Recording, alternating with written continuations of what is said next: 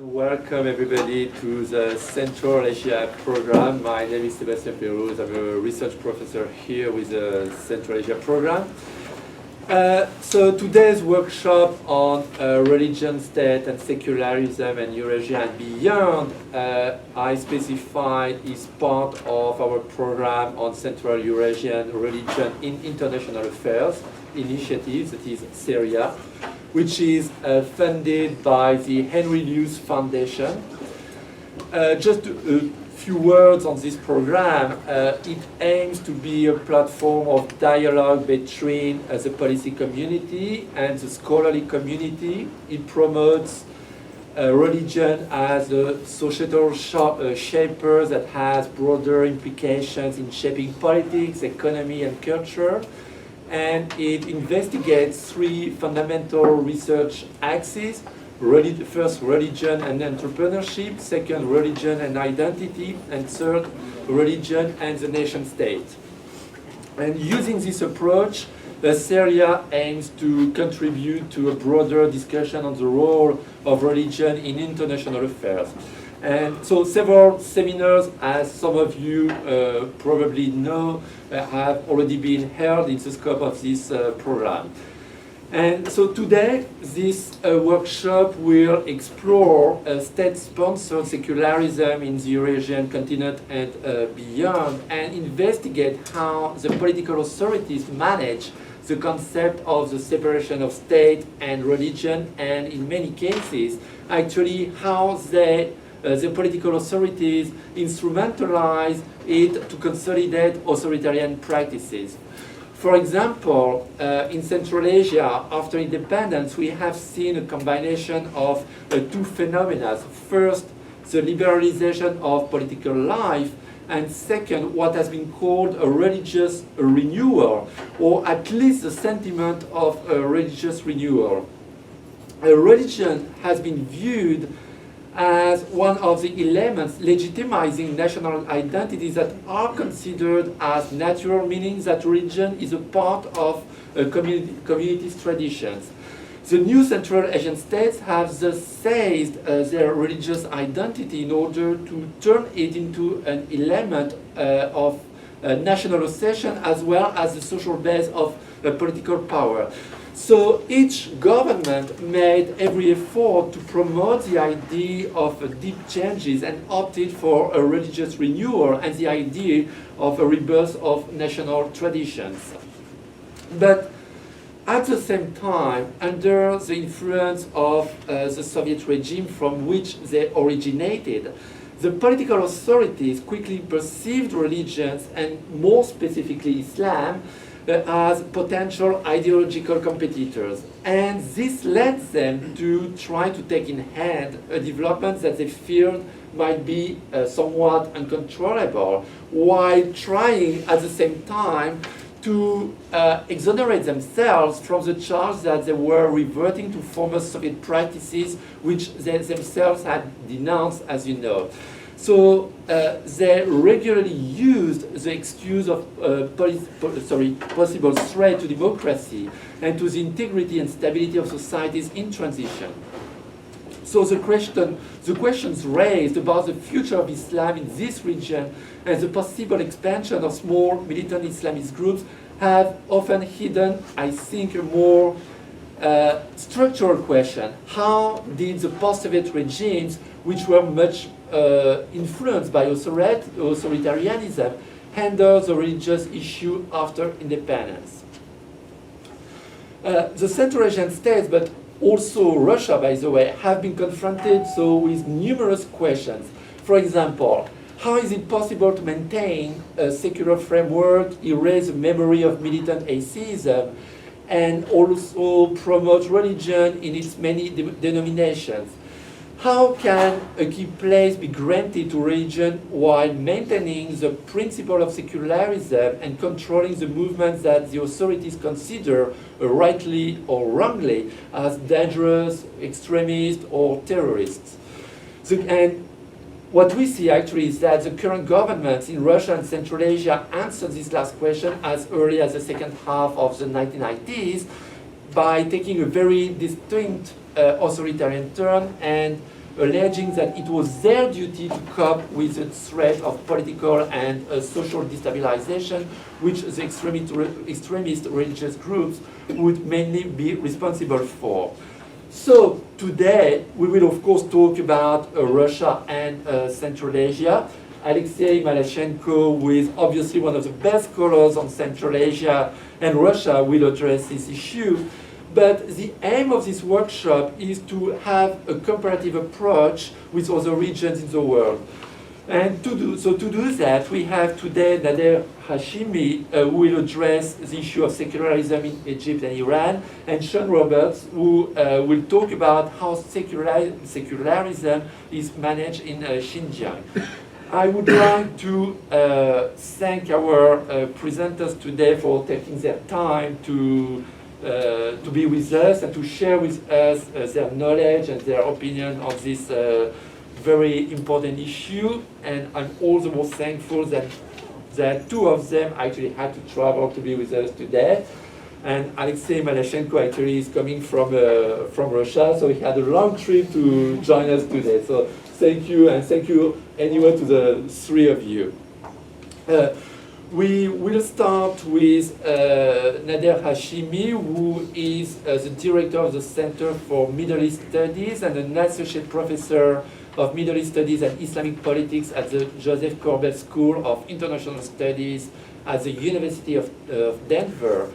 Nader obtained his doctorate from the Department of Political Science at the University of Toronto, and previously was an Andrew Mellon postdoctoral fellow at Northwestern University and a visiting assistant professor at UCLA Global Institute. So his interests lie at the intersection of comparative politics and political theory, and in particular debates on religion and democracy, secularism and its discontents, Middle East and Islamic politics, democratic and human rights struggles in non-Western society and Islam-West relations. And he is the author of a lot of books, for example, of Islam, Secularism, and Liberal Democracy Toward a Democratic Theory for Muslim Societies, which was published in 2009 by Oxford University Press. And he's a co-editor of The People Reloaded, The Green Movement, and the Struggle for Iran's Future, which was published in 2011. And most recently, The Syria Dilemma, which was published by MIT Press in 2013. So Nader Hashemi will talk about today Islam, secularism and the state, the case of Egypt and Iran in comparative perspective. Nader, the floor is yours. Thank you for the invitation, Sebastian. When making global comparisons on religion-state relations, there's sometimes an attempt to exaggerate, particularly in popular culture and in the media, the degree of religion-state separation and interaction in the West in contrast to Middle Eastern and Muslim-majority societies. And this is often related to a long-held and deeply believed argument that has quite a bit of academic stamp of approval related to this myth, and it is a myth, that somehow Islam, Islamic societies, Islamic civilization is unable to incorporate the concept of the secular within its political thought, its civilizational ethos. I've written a lot about this. I don't want to sort of go into a lot of details. I want to really, in this presentation, speak about religion-state interaction and the question of sort of secularism and its relationship to society. I want to lay out some broad remarks, look at Egypt and then Iran very quickly, and leave the rest for questions and answers. So new academic research on the topic of religion-state interaction by scholars such as Jonathan Fox, based on his pioneering religion and state data set, helps us to examine the topic of religion-state relations with greater clarity. Fox has created an index of government involvement in religion and has coded all nation-states worldwide. The 5 factors for government involvement in religion that Fox examines are the official role of religion in the state, whether state restricts or gives preferential treatment to some or all religions, restrictions that are placed on minority religious practice, and whether the state actually regulates religion in any substantive way. Now, sorry. Okay, there it is. I'm not a Mac user, so this is new for me. There it is. So there's the table that he sort of put together. This ranks, sort of encodes the various levels of government involvement in religion according to most of the leading Muslim majority states. And there's a range in the index from 22.17, low levels of government involvement in religion for Lebanon at the bottom of the scale, to 77.56 for Saudi Arabia. And this suggests enormous variation. The presence of Saudi Arabia and Iran at the top of the list, with Israel and Lebanon at the bottom, really causes little surprise to anyone who knows these societies and is familiar with their political systems. Perhaps the startling presence of Egypt and Jordan at the top of this list, regimes that are often perceived to be somewhat secular, is a bit surprising. Fox's research does reveal that the Middle East has greater government involvement in religion than any other place in the world. If you look at the global sort of rankings, he notes that 9 out of the highest 10 scores for government involvement in religion are actually found in Muslim majority states. It's a big topic in terms of trying to explain why that's the case. It's beyond the scope of my presentation, but if you want to get into it during the Q&A session, I'd be happy to share with you some of my thoughts. Having noted this, there's an enormous variation in involvement in the degree of religion-state separations in Muslim societies. And no two Muslim-majority societies are actually the exact same. The variation among countries is inconsistent with the idea that Islam itself determines the relationship between religion and state. If it did, then religion-state relationships would be identical across all states that define Islam as their official religion. But this is not the case. In fact, in 2 leading states, Lebanon and Turkey, they do not officially proclaim Islam as the official religion, even though Muslims can constitute the majority of their citizens. The question of morality in legislation is noteworthy because several constitutions in Muslim-majority states, Saudi Arabia and Iran in particular, explicitly claim to uphold the concept of morality as defined by Sharia law. Article 23 of the Saudi Basic Law states that the state protects Islam, it implements its Sharia, it orders people to do right and to shun evil, and it fulfills the duty regarding God's call. The Iranian constitution has a similar provision. Egypt's constitution, both under the military generals and under Mohammed Morsi and the Muslim Brotherhood, had a phrase in the constitution that calls for Sharia being the defining source of legislation. The Kuwaiti constitution, the Iraqi constitution, written under the American occupation, also included this clause, quote, "No law contradicting the established provisions of Islam may be established." The Afghan constitution, written after 2001, has a similar statement in its preamble.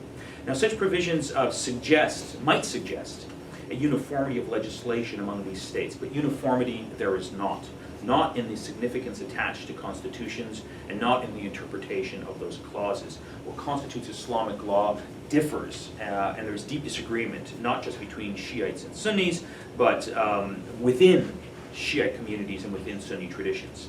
Most Muslim countries in the Middle East distinguish between matters that are subject to civil courts versus those that are reserved for family courts or religious courts. It's only in Iran and Saudi Arabia where the private religious courts and the civil courts are actually fused. In other countries, there's actually a separate separation. So the key points, just in terms of initial observations that are worth bearing in mind, is that religion itself cannot explain the diverse ways that Muslim governments implement religious norms in their countries. Authoritarian governments have not been uniform in their approach on this issue, and there's no certainty that democratization in these same countries will produce the identical forms of religion-state interactions when societies are allowed to have a debate on the topic. States of the Middle East also differ in the degree in which they have wrapped their nationalisms in religion. They differ in the extent in which they invoke religious law to support legislation and policies. They differ to a lesser extent in the ways in which they seek to organize and control religious institutions. With few exceptions, Muslim states have undermined the economic autonomy of religious establishments and made religious scholars into employees of the state. They've transferred mosques to state institutions, organized and regulated annual pilgrimages to Mecca, and religious celebrations during the month of Ramadan. As a rule, the more authoritarian states tend to have much greater state control of religious activity. Now, getting to the case of Egypt, which is one of the countries I want to focus on, broadly speaking, The process of modernization in the modern Middle East involved the extension of state power throughout society, including control over religious forces and the institutions of religion. The Egyptians and the Turks, in many ways, led the way, followed by the Pahlavis in Iran. State control of religion, though stronger in some states than in others, has become the prevailing pattern, and state control always implies some level of ambivalence. The state provides means and resources, but it also imposes restrictions. The typical Muslim state of the Middle East seeks the legitimacy that voluntary religious support could provide, but it does not grant a degree of autonomy that could threaten its legitimacy and its hold on power, and thus crystallize opposition against it. It does not want religious education to be independent of the state, and it has certain standards that it tries to oppose in terms of the education of its citizens. The typical state in the Middle East uses religion to promote citizenship and loyalty. The ambivalence in this religion-state interaction extends to the use of state power to enforce religious principles, as in Saudi Arabia and Iran. And there is, a debate: is the goal here to uphold public morality, or is the attempt here to help ruling elites remain in power and to perpetuate their hold on power? Now, the relationship between religious institutions and the government, historically speaking, in the Arab post-colonial states, of which Egypt is the leading one, can be analyzed in terms of two mutually reinforcing processes. Number one, the increasing subordination and loss of autonomy of religious institutions. And number two, the provision of religious legitimation to post-colonial states and their policies. Since independence, religious institutions have been nationalized by the state, that is, penetrated by the state and subordinated to its will. In its attempt to construct a new national identity and to develop new bonds of social cohesion, the state has diminished the financial and administrative autonomy of religious institutions. This exertion of state control over religion explains why religious-based opposition groups are often hostile to the officially proclaimed Islam of the state, because they view those religious figures as being sort of co-opted court priests, if you will, and not independent, and that's sort of is part of the relationship between the state and its opposition. Now, four methods of state subordination of religion can be identified in post-colonial Arab states. Number one, the elimination of independent sources of revenue through the taking over of religious endowments. Without a source of funding, religious institutions became dependent on state budgets for resources allocated to the state. There was also control through the administrative reorganization and the appointing of senior religious figures that had been approved by the state, the concept of the court priests. The integration and absorption of religious schools into national government systems, and the establishment in some countries of special schools to train clerics, and finally, the abolition of religious courts and their integration into a unified judicial system. More importantly, state policy toward religion in the Arab world has been shaped by an increasing crisis of legitimacy that ruling regimes have faced. Unable to provide a political opening that might threaten their power or to solve the myriad of economic, social, and economic problems facing their countries, the turn to religion to justify and bolster legitimacy has been a common state practice. In almost every Arab state, there is some statement in the Constitution that claims Islam is the official religion of the state, and it's the goal of the ruling elites to uphold religious values. In practice, however, these states only pay lip service to Islam. Ruling elites emphasize their Islamic credentials to offset challenges and criticisms from opposition groups from below, who are often are religious-based opposition groups. Arab governments routinely seek Islamic legitimation to pursue their policies. The greater the legitimacy crisis, the greater the turn to Islam.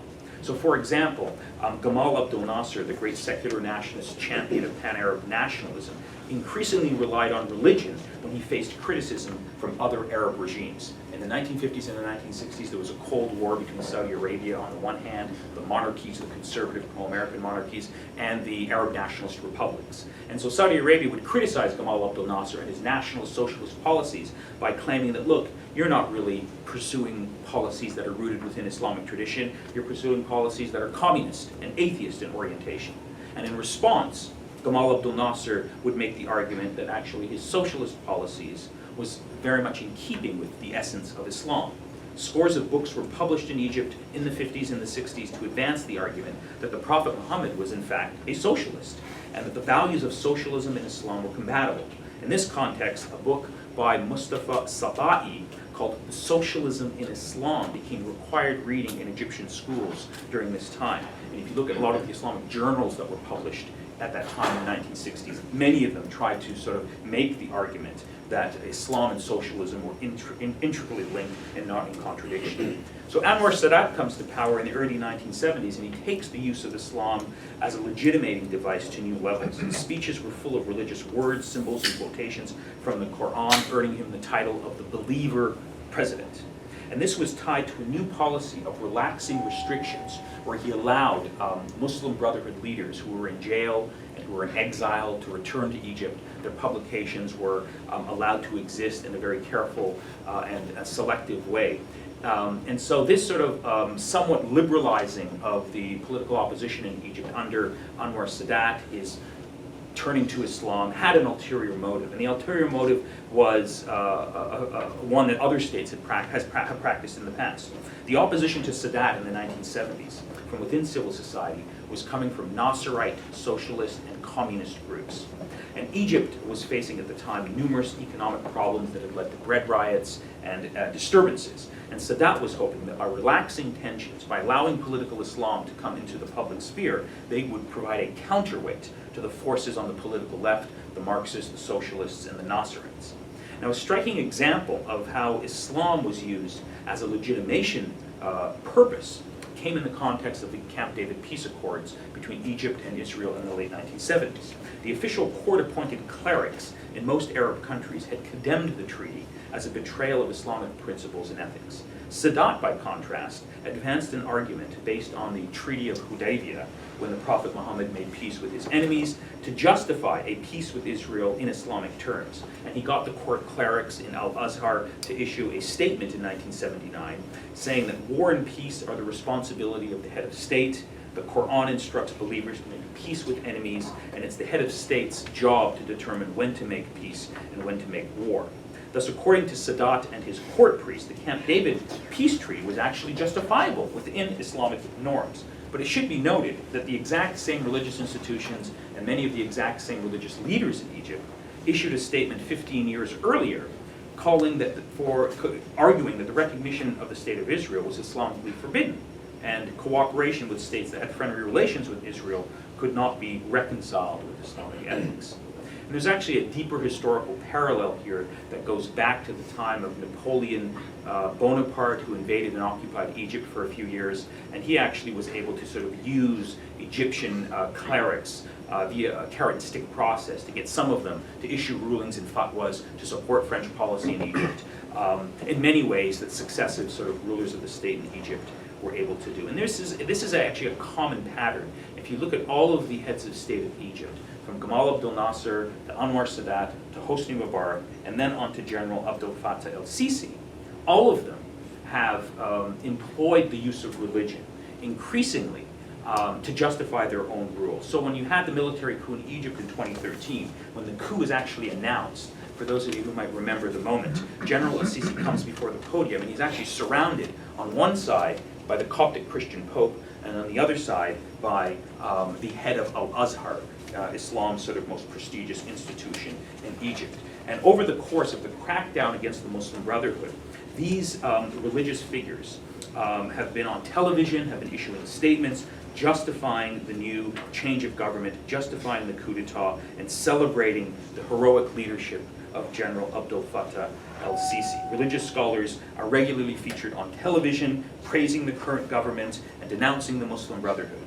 One religious imam wrote a poem that was read on national television praising el-Sisi, while a Coptic priest publicly admired el-Sisi's beautiful physical features as a human being. And an Azharite scholar from Al-Azhar proclaimed in a televised address that General el-Sisi and the Minister of Interior, Mohammed Ibrahim, were actually messengers sent by God to rescue Egypt from the throes of the Muslim Brotherhood. Now, one could argue that these types of support and praise are natural extensions of popular views within Egypt, but it's been revealed that a lot of these sort of attempts to religiously justify the military coup were carefully planned sort of strategies by the military regime to deal with its crisis of legitimacy. And of course, its crisis of legitimacy was in contestation with the Muslim Brotherhood, which is a religious-based organization. Hence the need to sort of up the ante by establishing the religious credentials of the new military-backed government. And what's interesting is that one of the accusations against the Muslim Brotherhood when they were in power was that they were manipulating and using religion to perpetuate their power. But if one actually looks at the way that the Muslim Brotherhood did use religion as a mechanism and as an instrument for political power, and you compare it with the current military government, it's pretty clear that it's the military regime in Egypt that has used religion in far more extensive and a successful way to justify its own rule, its coup d'etat, and its crackdown on civil society and on political opposition. There's a lot more to say with respect to that, but let me just sort of end here with some comments and observations on the question of Iran. So Iran is actually, one of the leading states in the Middle East, and the whole question of secularism in Iran has taken on a very different and distinct turn. Secularism in Iran was viewed as an offshoot of the unpopular and increasing repressive policies of the Pahlavi monarchy. Condemnation of the concept of secularism and secularist intellectuals has been a staple of Islamic revolutionary discourse in Iran since the 1979 revolution. What's revealing are the references to secularism in Iran and its close association with imperialism and with the foreign policies of great powers. This speaks to the weak intellectual roots that secularism suffers from in many Muslim societies, and the absence of an indigenous narrative on secularism, especially among the religiously devout and mobilized segments of society. Now, in the second decade of the Iranian Revolution, in the 1990s, a group of religious intellectuals, many of them associated with the Reform movement, began to develop a critical introspection about the nature of the Iranian Revolution, the path of the revolution, and they gradually developed a theory that I call an indigenous theory of Muslim secularism, based not on Western, European, or American paradigms and experiences with secularism, but based on Iran's own post-revolutionary experience with theocracy. And this intellectual transformation, has sunk deep roots within Iran's civil society and has made the question of secularism actually quite popular among the intellectual class, among students, among women's groups, and among broad segments of the middle and urban class.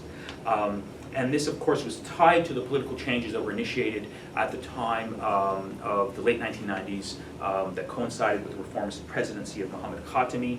But gradually, there was a establishment, conservative religious backlash against the development of secularism.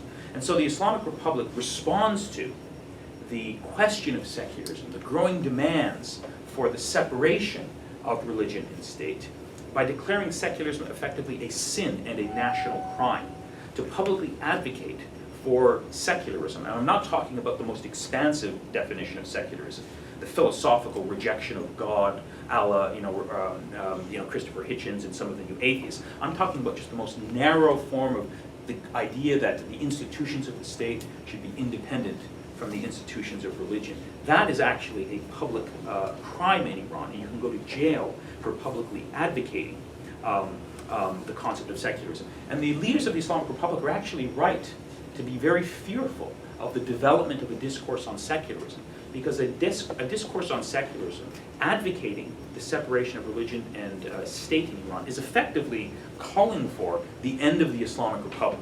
And so one of the interesting ways in which secularism has manifested itself in Iran in the current period is that the question of political secularism is deeply tied to the question of democracy.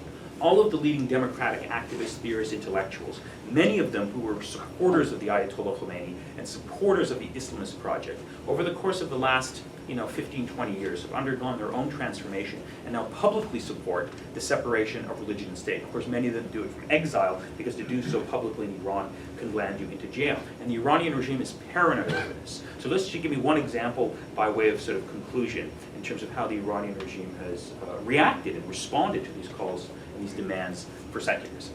So in the aftermath of the 2009 protests that followed a stolen election in Iran that really shook the Islamic Republic to its core, gave rise to this green movement opposition. The leader of Iran, the supreme leader Ayatollah Khomeini, gives a very famous speech in the aftermath of the street protests, where he says that we have a problem in Iranian universities. And the problem, he said, was that we have too many students enrolled in the social sciences and in the humanities, where they're learning ideas, that he said, of materialism, of secularism, and they're not loyal members of the Islamic Republic anymore. And we have to fix that problem. And after that speech, there was effectively an ideological cleansing of Iranian social science and humanities departments. Hundreds of professors were fired, students weren't allowed to register, and there was an attempt to completely sort of rewrite the curriculum, because there was a sense that all these young people were interested in secular, political and social science theories. This has proven to be sort of a big problem for the Islamic Republic. But what's also interesting is when the Islamic Republic tries to decry and condemn secularism, it does so less from the perspective of Islamic political theology, and much more from the perspective of trying to resist external, Western, foreign invasion that is trying to subjugate and humiliate Iran like great powers have done in the past. You can see this clearly in the nuclear negotiations. The justification that the regime uses as a way of rejecting American pressure is to say that, look, this is a story that we've seen before, the supreme leader says. Great powers are trying to dictate to us how we can develop our own internal energy resources. They're trying to impose upon us secularism. There's a public repudiation, not just of secularism, but often what the regime says is a form of American Islam that is being foisted on us. And the person that they have in mind really is those friendly Muslim governments in the region that have an Islamic identity but are also very closely tied to Western powers. So the fear of American Islam, the fear of secularism, the fear of sort of external ideas is used by the regime as a way of trying to sort of wrap itself in the mantle of nationalism, to say that we have an authentic ulterior, sort of different track that we're trying to follow, and other great powers are preventing us from doing so. So in conclusion, I think the key sort of points here that I think are relevant, if I had to sort of boil it down to how this question of religion-state relations and secularism is managed by ruling regimes, it really boils down to the fact that most regimes, at least in the Arab Islamic world and the broader Middle East, are non-democratic. They are repressive.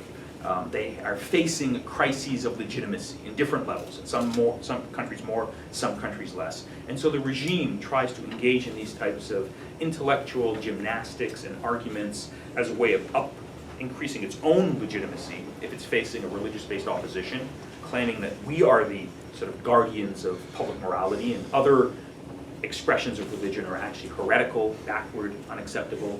And in the case of the Islamic Republic of Iran, it's a different case, because you have religion in power, and forces and demands and calls for religious-state separation are portrayed by that regime as traitors, foreigners, CIA agents who have infiltrated the country and are trying to upend and undermine the Islamically authentic experience that the revolution claimed to stand for, and that is now being tested by external pressure, sometimes in the name of political secularism. I'll stop there. Thank you. Thank you very much, Nader, for this very interesting talk, which of course well shows the diversity of how religion is managed, and which can be in many cases strongly different, especially if we think of Central Asia.